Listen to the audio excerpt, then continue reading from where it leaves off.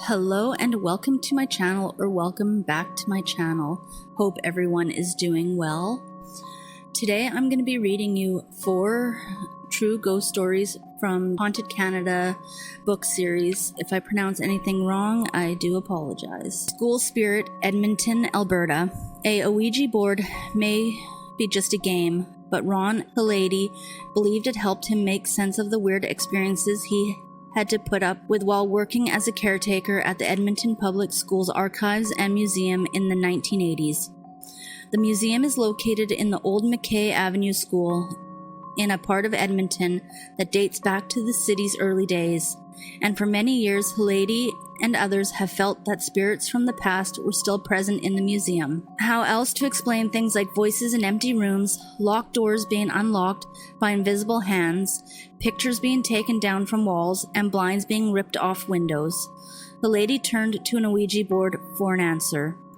In an article he wrote for an Edmonton newspaper, Halady said that the spirit of a construction worker named Peter was haunting the building. He had fallen to his death while working on an addition to the school site back in 1912. But how could Peter have told him all of this through a game board? Maybe that's a question someone should ask the Ouija board. The Fugitive's Ghost, London, Ontario. There are strange sounds heard in the old courthouse in London, Ontario. There are also areas that suddenly become icy cold. It's said that these mysterious occurrences are the work of the ghost of Peg Leg Brown, who was hanged in the yard outside of the jail on May 17, 1899. Peg Leg's real name was Marion Brown. He was a young cowboy from Texas who had lost his left leg while trying to hitch a ride on a slow-moving freight train. By the time he was in his 20s, he had earned a reputation as a thief and a troublemaker who wasn't afraid to use the revolver he always carried. On the run from the law in the United States in the late 1890s, he worked his way north and eventually crossed the border into Canada. On the morning of June 24, 1898, Brown beat up a railway worker who tried to stop him from tramping along the train tracks in London. When the attack was reported to police, officers on patrol went looking for a man with a wooden peg leg, last seen wearing a large floppy black hat. Constable Michael Tuhey, a young father of 3, spotted the culprit on a city street late that evening. When he tried to arrest the suspect, the man pulled out a revolver and fired 2 shots. The second one was fatal, then the killer limped off into the darkness, his black hat lying on the dirt as evidence to the vicious, senseless crime. The cross-border manhunt that followed lasted nearly 4 months. More than 40 one-legged men who roughly matched Peg Leg's description were arrested, and then released when they were able to prove their innocence. Finally, though, Brown was tracked down near Seattle, Washington, and according to many lawyers, illegally brought back to Canada to stand trial. To make sure he couldn't escape during his long journey east to London, guards confiscated his wooden leg. Brown's capture, jury trial, and a conviction based on rather skimpy circumstantial evidence all made the headlines.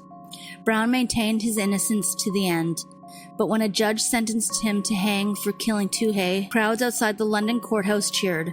They were also ready to cheer when they lined up to witness his execution on the morning of May 17, 1899, but most of them weren't allowed inside the jail yard where the scaffold had been built. Brown prayed quietly as he climbed the scaffold steps, and he didn't resist when the hangman slipped the noose around his head and tightened it around his neck. But as the trapdoor opened and he fell to his death, a huge flash of lightning pierced the morning sky, followed by an ear-splitting clap of thunder. At the same time, the minister who had stood near Brown to comfort him cried out, "Oh God, forgive us! Oh God, forgive our country!" The eerie circumstances surrounding Brown's death led to all sorts of strange stories of his returning to haunt the courthouse jail. Over the years, guards would warn rowdy prisoners that his ghost would spend the night with them if they didn't settle down. It was also reported that shortly before he died, Brown had claimed that no grass would ever grow over his grave, and none ever did. Brown's body was buried in the jail yard, which was eventually paved over in 1985. Construction crews working there dug up the remains of a one-legged man identified as Brown. Only then was his body laid to rest in a lawn-covered church cemetery. But if Brown's spirit finally found peace there, why do some people still feel a ghostly presence in the old courthouse? Or hear a peg leg tapping across the floor, especially on May 17th, the anniversary of Brown's execution. Postscript to a haunting, Prince Edward County, Ontario. In the late 1880s, a bungled robbery on a farm in Prince Edward County, east of Belleville, Ontario, led to the killing of a man named Peter Lazier. Clear footprints in the snow led to the arrest and eventual murder conviction of two men from the Sandbanks area, George Lauder and Joseph Tomset. Right to the end, both men said they weren't guilty, and some folks believed that Tomset might not be. But in June 1884, the two were hanged, back to back in the yard of the Picton Courthouse. The execution was especially gruesome, with both men taking several minutes to die. Afterwards, rumors spread that one of the sets of incriminating footprints had been made by another person. A man who was suspected of knowing what had really happened swore that he did not. He protested that he was lying.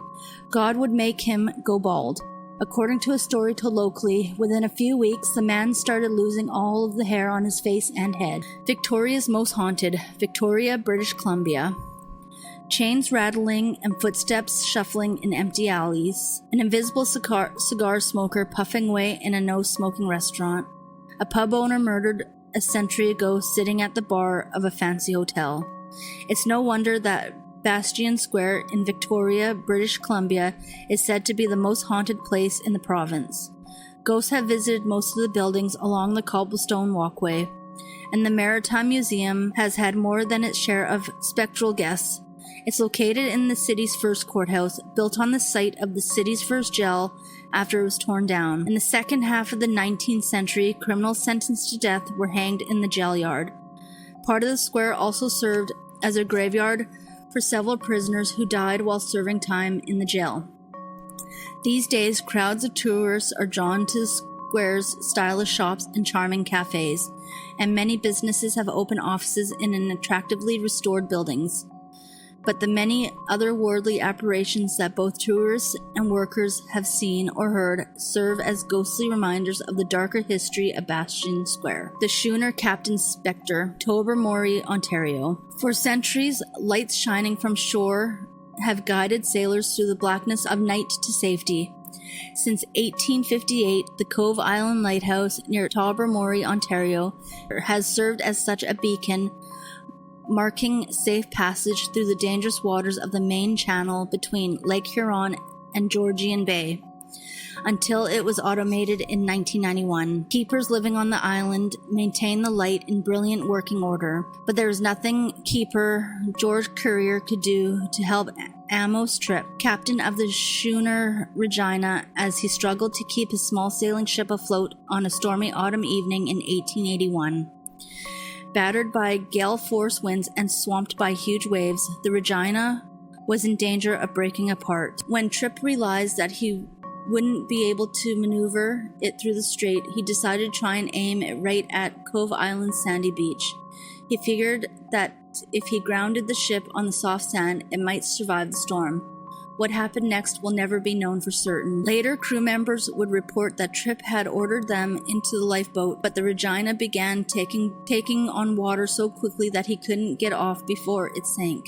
Some locals who knew Tripp well didn't believe that version of events, and they wondered aloud if the sailors had refused to obey his order to make for the beach and had abandoned him and the ship. Whatever the truth was, three facts were certain. The sailors escaped from the Regina, the schooner sank, and Amos Tripp drowned.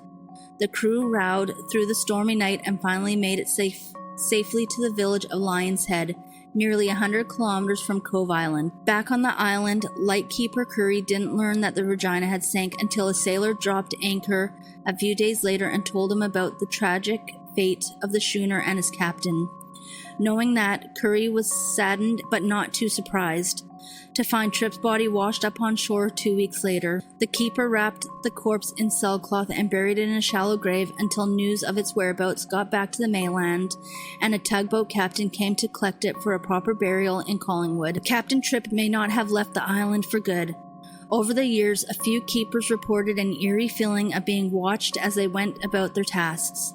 Every now and then, they also noticed that the captain's invisible hand had done some of the tasks involved in caring for the lighthouse. And according to one story, when a lax keeper dozed off, Tripp's ghostly presence relit the light when it flickered out. When the lighthouse was automated in 1991, the last official lightkeeper left Cove Island, but kayakers and boaters still tell of seeing a dark figure on the beach. It's a lonely place to be, especially at night, but perhaps Captain Tripp still feels safe at home there. Thank you for listening. If you like this type of content, please consider subscribing and liking my channel, and I will see you on the next one.